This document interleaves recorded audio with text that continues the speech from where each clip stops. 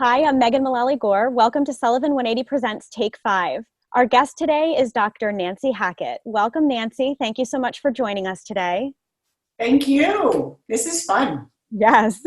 Can you please introduce yourself? Let us know your title, your affiliation, and a little bit about the organization that you're representing today, which is SUNY Sullivan.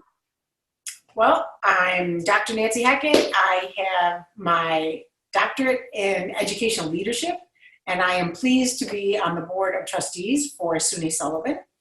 Because I'm on the board of trustees and I have been there for a number of years, I think it's 4 or 5, I was asked to consider to be the chair of the board. What I think is exciting is that it is a great organization. These are incredibly professional individuals who care deeply about the college, so I am honored. So can you tell us about what student learning looks like now at SUNY Sullivan? Can you paint us a picture? Let us know what learning looks like. Well, it's, as every school has tried to design a learning environment where students are going to be safe, number one, and have the opportunity to continue in these courses. We have, most of our classes are remote, so we have a lot of virtual learning happening, which is exciting because then we're not getting anyone lost in behind the times or, where they miss a semester. This is keeping everyone on pace. What it is, it's wonderfully challenging for our teachers to take their energized classrooms and turn them into a virtual experience, and they're doing a fabulous job with that. The sad part for me is that the campus isn't alive as it usually is, but as soon as we are able to safely bring everyone back, that will be exciting for us. So what are some of your goals as the newly appointed board chair for SUNY Sullivan? I think one of the things that is very important is that you look at where is SUNY Sullivan in relationship to the county. Here is our only little college in this county, and the excitement for us as board members is that we're from such a diverse background, and everyone brings to the table the same energy of we love the fact that we want the college to be such a resource for the community. So looking at it for how do we support all the efforts that are out there? How do we support what people are doing from Monticello to Fallsburg to Narrowsburg to Long Eddy, making sure that we've got everyone covered. And I think the excitement is that we are starting to see where we're reaching out and making these connections with people in the community. Our connections with Crystal Run are huge because of the fact that we now have our health science programs really have that great connection, and they're very excited about that. We have a wonderful connection now with our BOCES, so we're starting to get some of those students when we're able to. They will be coming and having a little bit of an on-campus experience when that opportunity lends itself to it. But we've established those places where we can start to connect and then be the resource that is needed in the county. Could you tell us about some of the new programs that Sullivan has launched, specifically the direct support for Sullivan County workforce? Well, and that's really, that's one of the things that I think is so exciting for us is that we're looking at where do we need to help train people for our own community.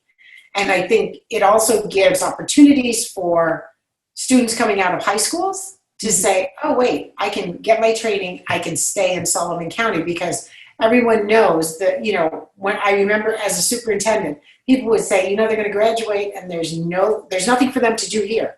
They're going to go. And I was like, what? Where are they going? And there's there's no job opportunities. Well, now that the job opportunities are coming back to the county, I think that's exciting for the community college to be able to say, we're going to do that, we're going to have the programs for you, which are, the health service courses are huge. And of course we have a wonderful, culinary program, and that is tying right in with all of the different places that we have out there that are really looking, the hospitality opportunities in the county. Mm-hmm. So we're slowly looking at where are those places that we can, find opportunities for us to be able to provide the programs that will support the community ventures. Is there anything else that you'd like to share before I let you go?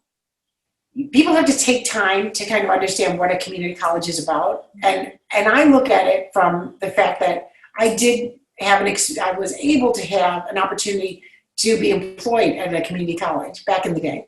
And my goal was to grab onto these students who really weren't necessarily sure where they were going or what they were doing. And it could be at any age. I mean, I tell the story of I taught a class where I had 18-year-olds and I had up to 60 years old in my class. Mm-hmm. And so you have this whole range of people, and it could be they're looking to, retrain for another job, or they're looking for maybe just an enrichment in, I wanted to take this class just to learn more. Or, this is the first time I'm going to school and I'm just going to start here and see if I really want to go on and get a degree.